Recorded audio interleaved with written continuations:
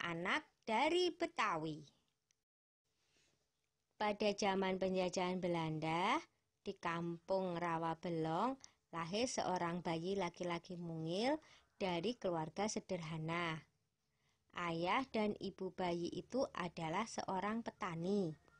Kehadiran bayi itu tentu saja menambah kebahagiaan pada keluarga sederhana itu.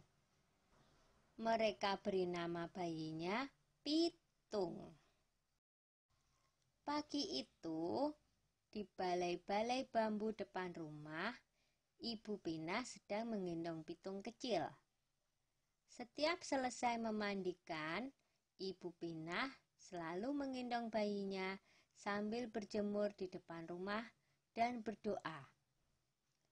"Anakku sayang, kamu harus sehat ya.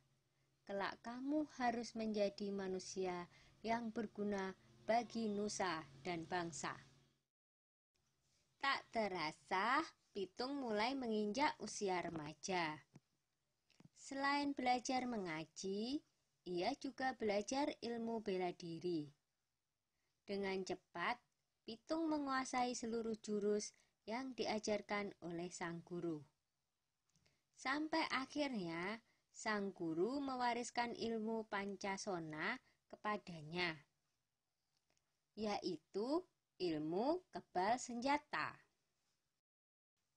Suatu hari, Pitung menyaksikan kekejaman centeng-centeng Babah Lim, si tuan tanah. Mereka mendatangi rumah penduduk dan merampas harta benda yang ada, karena tidak membayar pajak dan upeti. Dengan kejam, mereka memukul dan menyeret para penghuni rumah. Hati kecil Pitung terpanggil untuk menolong mereka. Ini adalah saat pertama Pitung membela orang lemah. Pitung tak tega melihatnya. "Hai centeng-centeng, kenapa kalian merampas harta orang dan menindas orang yang tak berdaya? Kalau berani, sini lawan aku," tantang Pitung. Mendengar itu, si pemimpin centeng marah. "Hei anak muda, berani-beraninya kau menghalangiku. Rasakan ini," hardiknya kepada Pitung. Pemimpin centeng menyerang Pitung dengan gencar, tetapi Pitung berhasil mengalahkannya dengan mudah. Pemimpin centeng itu roboh dalam 2 jurus. Anak buahnya pun melarikan diri ketakutan. Sejak saat itu, Pitung bertekad untuk membela orang yang tertindas. Dengan penuh semangat, Pitung mengajak para penduduk desa untuk bersatu melawan penjajah. "Kita harus lawan segala penjajahan. Tidak ada yang boleh merampas harta milik kita. Ini adalah tanah kita. Jangan mau diperbudak oleh kompeni," kata Pitung bersemangat. Semua setuju dengan ajakan Pitung. Para tuan tanah dan kompeni menjadi resah. Mereka mengadukan perlawanan itu kepada pemerintah Hindia Belanda. Scott Heine, pemimpin tertinggi di Batavia, memerintahkan aparat untuk menangkap Pitung.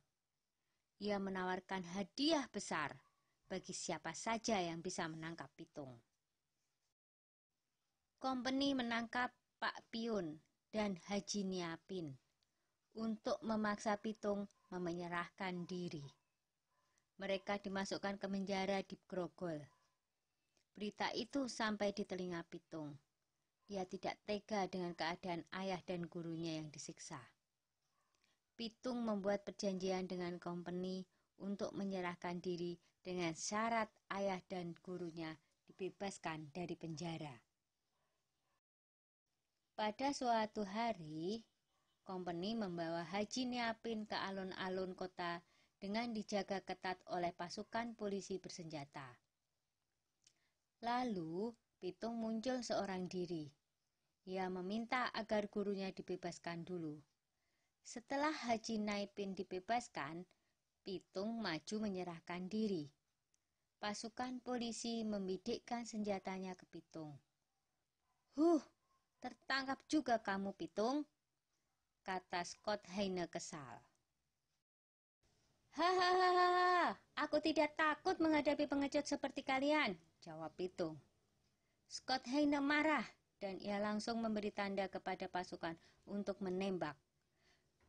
Dor, dor, dor! Pitung pun roboh bersimpah darah. Pitung gugur sebagai seorang satria. Beberapa bulan kemudian, Scott Hayne dipecat dari jabatannya karena menembak orang yang tidak melawan ketika ditangkap.